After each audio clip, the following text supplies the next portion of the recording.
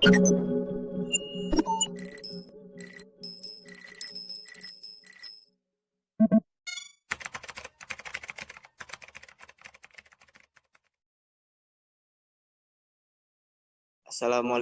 warahmatullahi wabarakatuh.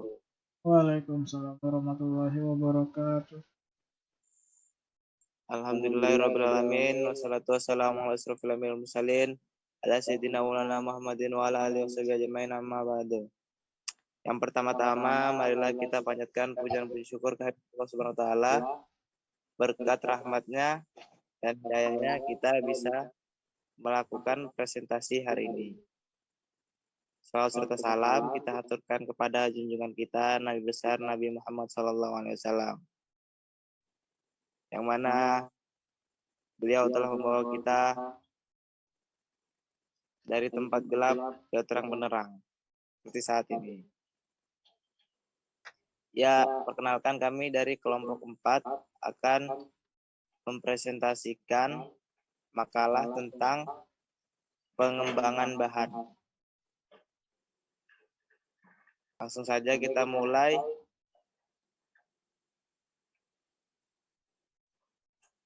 Kepada pemateri kami persilahkan. Assalamualaikum warahmatullahi wabarakatuh. Saya Muhammad Rinaldi Rasid dari pemateri pertama. Kita menjelaskan tentang pemilihan pendekatan, metode, dan teknik dan pembelajaran. Yang A, pengertian pendekatan, metode, dan teknik pembelajaran. Pengertian pendekatan pembelajaran merupakan jalan yang akan ditempuh oleh guru dan siswa dalam mencapai tujuan instruksional untuk satuan instruksional. Yang kedua, pendekatan pembelajaran dapat diartikan sebagai titik tolak atau sudut pandang kita terhadap proses pembelajaran yang merujuk pada pandangan tentang terjadinya suatu proses yang sifatnya masih sangat umum di dalamnya, mewadahi, menginspirasi, menguatkan, dan melatari metode pembelajaran dengan cakupan teoretis tertentu. Kedua, pengertian metode. Pengertian metode menurut Purwadarminta, metode adalah cara yang telah teratur dan terpikir baik-baik untuk mencapai suatu maksud. Ketiga, pengertian teknik. Teknik menurut Audi Susilo adalah suatu cara yang dilakukan seseorang dalam rangka mengimplementasikan suatu metode. Dan adapun prinsip metode mengajar yang berkaitan dengan faktor perkembangan siswa itu ialah pertama, dapat membangkitkan rasa ingin tahu siswa.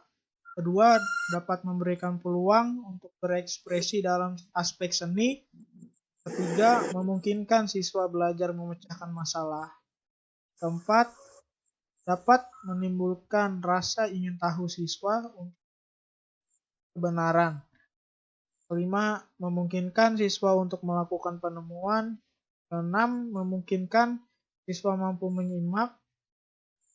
7, memungkinkan siswa belajar mandiri. 8, memungkinkan siswa belajar bersama. Dan terakhir, memungkinkan siswa untuk lebih termotivasi dalam belajar. Sekian penjelasan dari saya. Yang selanjutnya akan dijelaskan oleh pemateri berikutnya. Ya, selanjutnya saya sendiri akan menjelaskan materi selanjutnya, yaitu yang B, ciri-ciri umum pendekatan dan metode pembelajaran yang baik. Yang pertama, berpadunya metode dari segi tujuan dan alat. Yang kedua, bersifat luas, fleksibel, dan memiliki daya sesuai dengan watak siswa dan materi. Yang ketiga, bersifat fungsional dalam menyatukan teori dengan praktek dan mengantarkan siswa pada kemampuan praktis. Dan yang keempat, tidak mereduksi materi, bahkan sebaliknya mengembangkan materi pelajaran. Yang kelima, memberikan keleluasan pada siswa untuk menyatakan pendapatnya.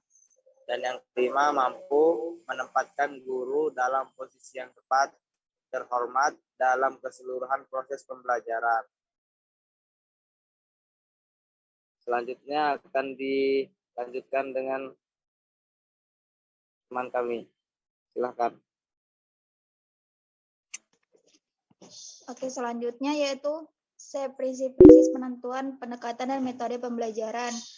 Yaitu yang pertama, prinsip motivasi dan tujuan belajar. Yaitu motivasi memiliki kekuatan dasar dalam proses pembelajaran. Belajar tanpa motivasi seperti badan tanpa jiwa atau laksana mobil tanpa bahan bakar. Kemudian selanjutnya yang kedua, prinsip kematangan dan perbedaan individual, yaitu belajar memiliki masa kepekaan masing-masing dan tiap anak memiliki tempo kepekaan yang tidak sama. Kepekaan intelektual anak menurut J. Piaget memiliki 3 fase, yaitu fase praoperasional, fase operasional konkret, dan fase operasional format. Selanjutnya yang ketiga, prinsip penyediaan peluang dan pengalaman praktis, yaitu belajar dengan memperhatikan peluang sebesar-besarnya bagi praktis anak didik dan pengalaman langsung oleh anak jauh, memiliki makna daripada belajar verbalitik. Selanjutnya yang keempat adalah integrasi pemahaman dan pengalaman, yaitu penyatuan pemahaman dan pengalaman menghendaki suatu proses pembelajaran yang mampu menerapkan pengalaman nyata. Dalam suatu proses belajar, prinsip belajar ini didasari pada asumsi bahwa pengalaman mendahului proses belajar dan isi pengajaran, atau makna sesuatu harus berasal dari pengalaman siswa sendiri. Nah, pendekatan belajar ini tuh mungkin dapat dilakukan adalah yaitu mengalami, mengungkapkan, mengelola, menyimpulkan, dan menerapkan. Selanjutnya yang kelima, prinsip fungsional. Prinsip fungsional yaitu belajar merupakan proses pengalaman hidup yang bermanfaat bagi kehidupan berikutnya. Setiap belajar nampaknya tidak bisa lepas dan nilai itu manfaat sekalipun itu bisa berupa manfaat atau praktis bagi kehidupan sehari-hari. Selanjutnya yang keenam yaitu prinsip menggembirakan. Untuk belajar ini merupakan proses yang terus berlanjut tanpa henti. Tentu seiring dengan kebutuhan dan tuntunan yang terus-menerus, maka metode pembelajaran jangan sampai memberi kesan memberatkan, sehingga kesadaran belajar pada anak cepat berakhir. Begitu penjelasan saya, kemudian akan dilanjutkan untuk materi yang selanjutnya. Yang selanjutnya yaitu yang D, yaitu faktor penentu dalam pemilihan pendekatan, metode, dan teknik pembelajaran.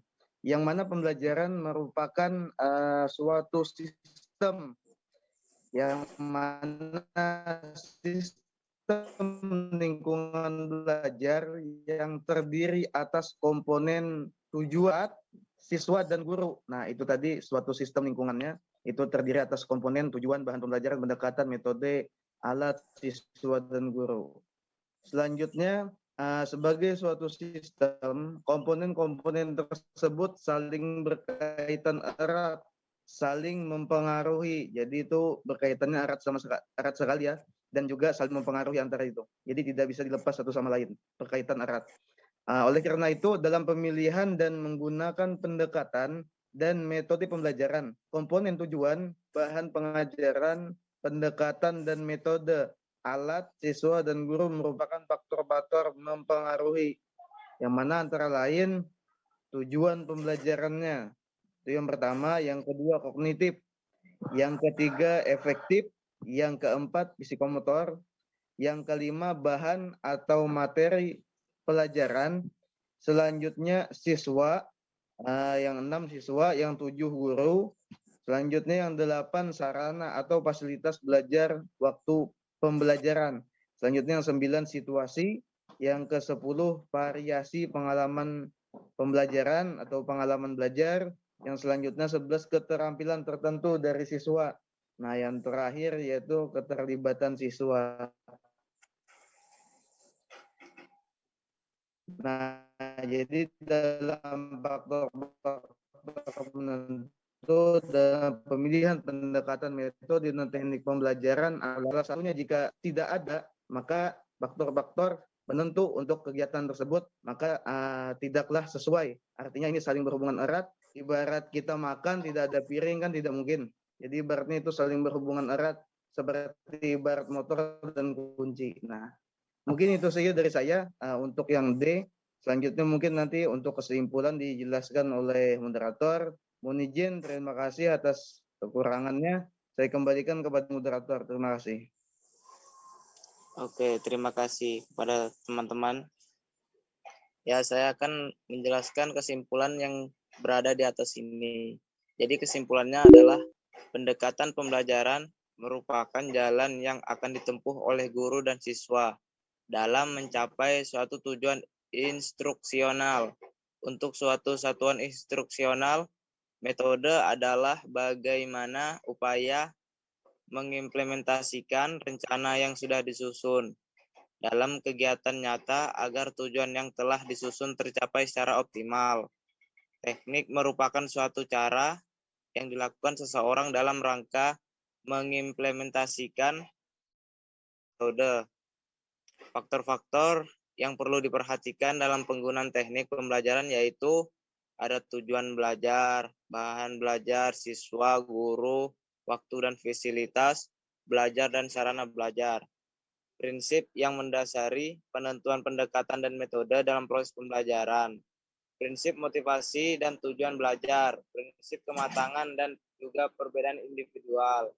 Kemudian prinsip penyediaan peluang dan pengalaman praktis. Kemudian juga integrasi pemahaman dan pengalaman. Untuk faktornya sendiri juga harus memperhatikan beberapa komponen dalam pembelajaran guna bertujuan menyangkut 3 kelompok perilaku, yaitu diantaranya pengetahuan keterampilan dan juga sikap. Hendaknya dalam memulai bahan ajar seharusnya guru menjelaskan secara singkat atau melakukan penjelasan yang menarik perhatian siswa, agar materi yang diberikan dapat mudah dipahami oleh si murid. Nah, mungkin hanya itu saja yang bisa kami sampaikan dari kelompok 4. Kurang lebihnya kami mohon maaf. Dan terima kasih. Wassalamualaikum warahmatullahi wabarakatuh. Waalaikumsalam warahmatullahi wabarakatuh.